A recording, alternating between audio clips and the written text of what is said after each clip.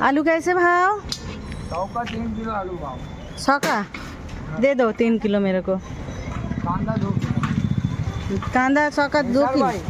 2 kilo 0518 और लहसुन लहसुन क्या 0518 लहसुन कैसे भाव?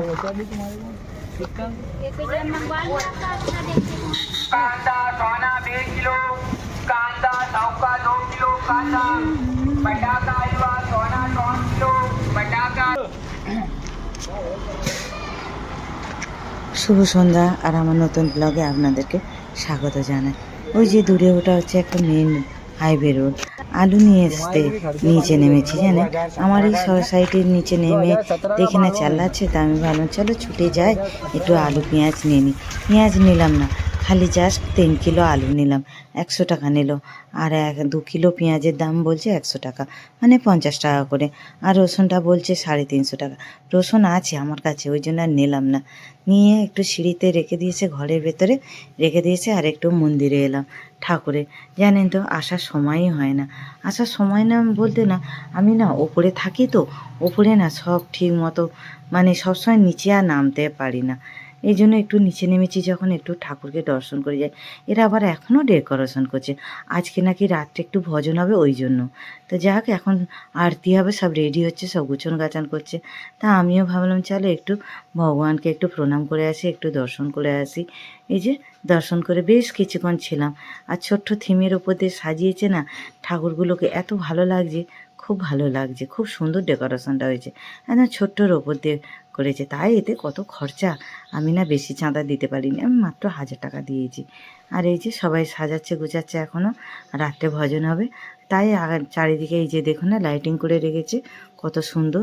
আমি ভাবছি একটু ওইদিকে আবার একটা আপেলওয়ালাকে না দাঁড় করে এসেছে, অন্যরা নিচ্ছে, আমিও গিয়ে নেবো। আর ওই যে দূরে ওটা হচ্ছে আমাদের শিব মন্দির, একদম দূরে বলতে সামনে, এটা ক্যামেরাতে দূরে দেখাচ্ছে।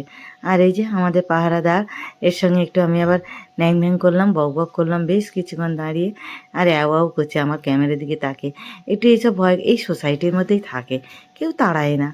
আর এই যে ফুলের গুলদস্তা, জানেন তো আমি না ফুল খুব ভালোবাসি, এত ভালোবাসি মানে বলে বোঝাতে পারবো না, খুব ভালো লাগে আমার। আর চলুন, আর এই যে ঠাকুরকে দর্শন দেওয়া হয়ে গেল, আপেল নিয়ে যাই, আপেল নিয়ে নিলাম।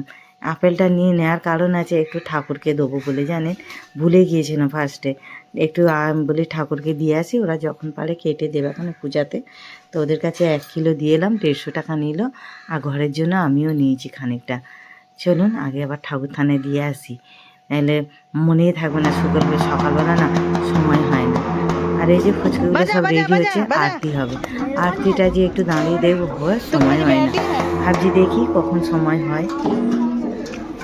আজকের আর হবে না, দেখি এরকম করেই আসবো, একটু ঠাকুরকে দর্শন। আপেলটা দিয়ে গেলাম, দিয়ে এসে বাচ্চাগুলো সব ঢোল বাজাচ্ছে, ওদের কাছে গিয়ে কিছুক্ষণ দাঁড়াবো।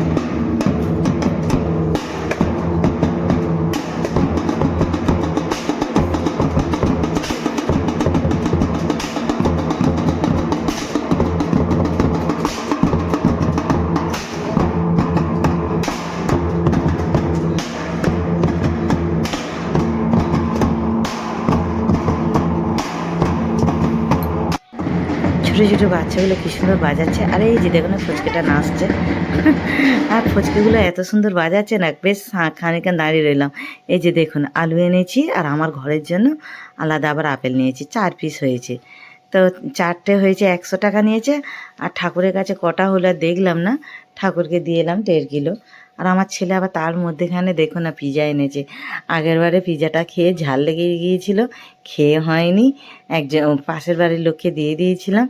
আর আজকে নিয়ে এসেছে, আজকে পিজাটা দুর্দান্ত খেতে ছিল, মানে এত সুন্দর, আমার আমি আনন্দ করে মজা করে খাচ্ছি, আপনাদেরকে দেখাচ্ছি আমি কীভাবে খাচ্ছি, মুখে টুকে সব লেগে গেছে, এত পিজায় চিজে ভরা ছিল। মানে তাই আমরা 2 মা বেটা এত খেতে পারিনি, খানিটা আবার পড়ে আছে, আবার একদিন ওটাকে গরম করে খেয়ে নেবো। এই যে আমি খেতে বসেছি, দেখুন না চিজে ভরা একদম, খুব সুন্দর খেতে ছিল, টেস্টি। এই যে চিজটা দেখছেন কত সুন্দর, এইরকমই খেতে ভালো লাগে। আর মুখে লেগে গেছে, খেয়াল করিনি, আনন্দ করছি আর খাচ্ছি দু মাই বেটায়।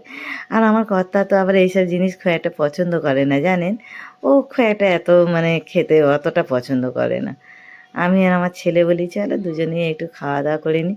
কেমন খাচ্ছি দেখুন না, নিজেকে দেখছি আর নিজেকে হাসছি যে কীভাবে আমি খাচ্ছি। তো যাই হোক, এই যে খাওয়া দাওয়া করছি আর আমার ছেলেও খাচ্ছে। আমার ছেলেই বেশি, আমি 2-3 পিস খেয়েছি, বেশি খেতে পারিনি। আর পুরো মাংস, একটা হচ্ছে ভেজ নিয়ে এসেছে আর একটা হচ্ছে মাংস, এই যে চিকেনের আছে এটা। আর দেখুন ওপর দিয়ে দেখছেন চিজে পুরো ফুল। কত টাকা নিয়েছে জানি না, জিজ্ঞাসা করলে আবার ছেলে বলতে চায় না, যে ও বলবে খাবার খাচ্ছ খাও, জিজ্ঞাসা করতে হবে না। আসলে আমরা মেয়ে ছেলেরা তো জিজ্ঞাসা করলে কি হয়, একটু আঁতকে উঠে এই এত টাকা দাম নিয়েছে কেন নিয়ে এলি, এরকম বলি, ওই জন্য ও বলতে চায় না। আর চলুন আমার কর্তার জন্য একটু চচ্চড়ি আর একটু ইলিশ মাছের ঝোল করে দিয়েছি আর ভাত, ও রাত্রে ভাত খাবে। তা এই পর্যন্তই। আর এই যে দেখো না সিম্পল করছে, ওই জন্য ছোট্ট করে তরকারি করছি, বেশি করছে না, কেননা ছেলে খাবে না, আমিও খাবো না, আজকে আমার খেতে ইচ্ছা করছে না ভাত। যাই হোক, আমার রান্না কমপ্লিট হয়ে গেল, আমার কর্তাকেও খেতে দিয়ে দেবো। তা আজকের ব্লগটা এই পর্যন্তই। কেমন লাগলো ব্লগটা আপনারা একটু কমেন্ট করে বলবেন, লাইক করবেন, শেয়ার করবেন। আবার একটা নতুন ভিডিও নিয়ে আসবো। শুভরাত্রি, টাটা, বাই।